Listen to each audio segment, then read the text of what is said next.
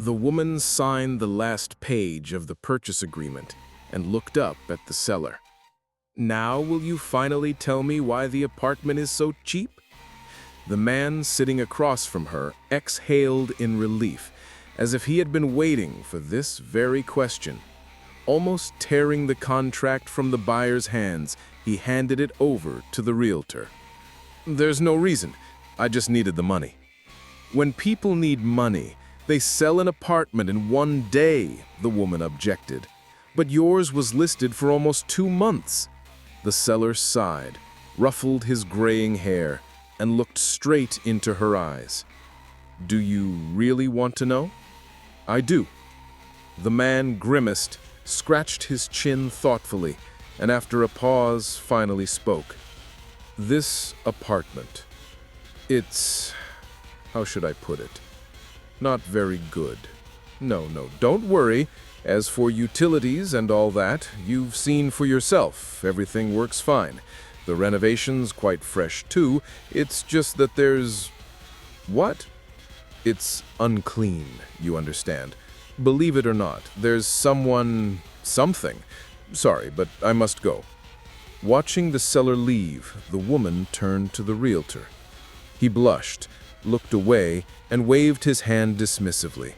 "We get all kinds of clients. Times are like that, you know." "Times are like that," Tatiana echoed, nodding. "Times are like that." Tatiana moved into her new apartment the day after the deal closed. The bank had wasted no time in transferring the money to the seller and had just as promptly handed her a repayment schedule. The flat had been bought with a mortgage, but she had no other choice. After divorcing her husband and splitting their assets, she didn't have enough money for a new place, so she had to take out a huge loan. The appearance of this apartment at such a moment seemed like perfect timing. "Well then, hello, my new home," Tatiana said, and began unpacking the many boxes and bags with her belongings. By evening, everything was unpacked and neatly arranged. Collapsing onto her bed, Tatiana closed her eyes with a heavy sigh. But when she opened them again, something was looming over her. Few people can claim to have seen anything paranormal up close. Those so-called lucky ones usually glimpsed something at night or in the twilight, or caught a flicker at the edge of vision and chalked it up to a ghost or apparition. But Tatiana was staring at it directly, under the bright light of the chandelier. It was so close to her face that blaming it on an optical illusion was impossible. Floating above her, swaying side to side, was a grotesquely flattened head. It looked like a human head caught in a giant vice, crushed but not completely, and left like that. Because of this, the creature's bulging eyes protruded from their sockets, while its tiny, insect-like pupils darted about erratically, like those of a praying mantis. The skin was shriveled and wrinkled, as though its owner had soaked in a hot bath for 5 years and only now decided to come out. It also had a mouth, or rather a round, lipless hole that never closed fully, widening and narrowing as if breathing, though it had no nose. Taking in this portrait, or rather still life, Tatiana filled her lungs and, of course, screamed. Screamed as only women can, loud, piercing, and pitch perfect. The creature, clearly accustomed to such reactions, showed no emotion. Straightening to its full height and nearly hitting the ceiling, it took a few steps back. Then, pressing its back against the wall, it dissolved into the wallpaper's intricate pattern, vanishing as suddenly as it had appeared. Once she had somewhat recovered from the shock, she immediately called the realtor. "I can't help you, sorry. We're not allowed to disclose clients' personal information, even after a deal is done. Company rules, you understand." "I just need to ask him one question." "Sorry, Tatiana, we can't help. Besides, anonymity was one of the conditions he demanded in the contract." Throwing the phone aside, she climbed onto her bed with her knees drawn up, staring at the wall that had absorbed the strange creature. Fear was fear, but exhaustion from moving won out.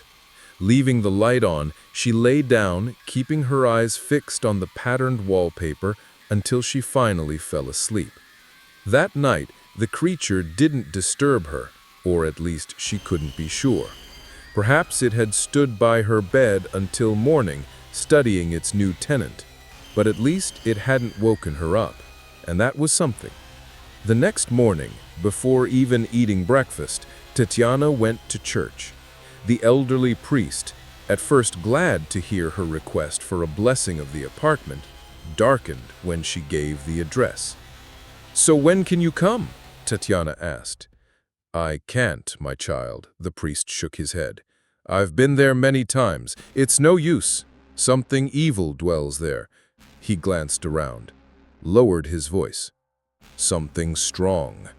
I've tried everything, but it won't leave. I won't give you false hope, nor will I take your money. Sell the place, forget it." "I just bought it. How can I sell it now? Can't you do anything at all?" "Nothing, my child, nothing. These are such times, the demons prevail." "Oh, such times.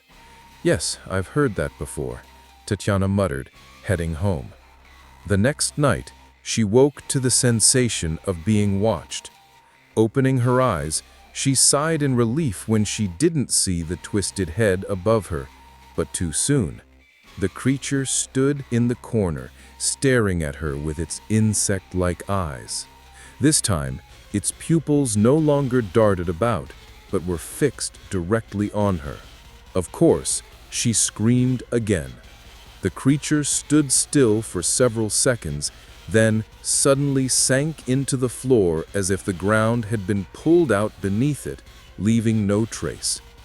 It returned every night, and sometimes during the day, peeking from behind her shoulder in the mirror's reflection, slipping out from behind the curtains, even once crawling from the trash bin. Living with such a neighbor hardly improved her health. She began to notice gray hairs, her speech faltered, her hands trembled, and constant sleeplessness left heavy bags under her eyes. That night she couldn't sleep at all, tossing and turning, waiting for the creature. She had nearly decided to sell the flat, knowing full well the legal complications, but staying was impossible. She had tried everything: a village sorcerer, the local police officer, a seance, holy water sprinkled in every corner, bundles of dried herbs meant to drive away evil spirits. Nothing worked. The creature ignored every known method of banishment and kept returning. Sighing, Tatiana turned over, tears of despair running down her cheek. She had lived here only a couple of weeks, but instead of joy at a fresh start, she had gained frayed nerves and the looming threat of a breakdown. When she opened her eyes, she wasn't even surprised. The creature stood just 2 steps away, staring at her. By habit, she wanted to scream, but this time something stopped her.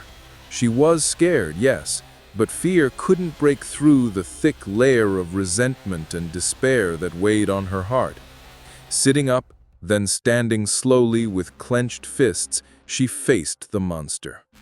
"What are you doing? What do you want from me?" Its pupils darted, then fixed back on her. Slowly, it raised its unnaturally long arms, reaching toward her face. But Tatiana wasn't going to stop. Smacking its arms away, she stepped closer. "Listen here, you freak. 2 months ago, I divorced my husband. You know why? Because he found himself a younger woman and ran off.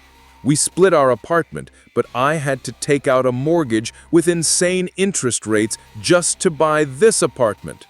On top of that, because of the stress, my hair started falling out, I gained 6 kilos, and my new boss is squeezing me dry to impress his boss, dumping work on me I'm not supposed to do. He even pushed my vacation from July to October. Yesterday my nail broke, and my manicurist is booked solid for 2 weeks. My neighbors glare at me because of my nightly screams, and I'm sick of reading folk spells online. I could open shop as a witch myself now. I can cure diarrhea or cause it, treat dandruff, even charm away some disease I've never heard of.